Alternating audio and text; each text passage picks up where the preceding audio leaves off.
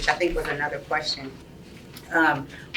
Should you wear logos and things like that?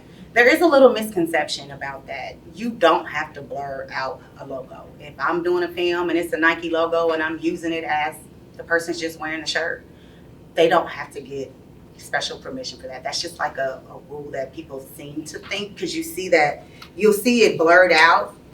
And so what people think is, when you see like the shirt and it's blurry, like it's Nike, but you can't tell that it's Nike. A lot of times people think, oh, well, they didn't have permission, they didn't have this or that. You don't need permission to use a logo as long as it's being used in the context that it's supposed to be. If it's a Coke can and I'm drinking a Coke, I don't have to hide the Coke can. If it's a Nike tennis and I'm playing tennis, I don't have to do it. The problem with a lot of studios and with directors, they don't want to use it. One, I don't want to give them free publicity.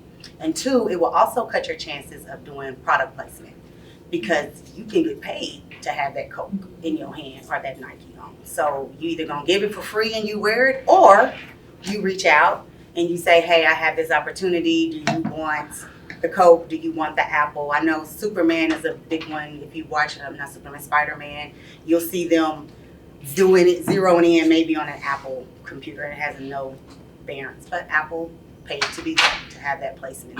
So don't be afraid to do that, I guess I should say.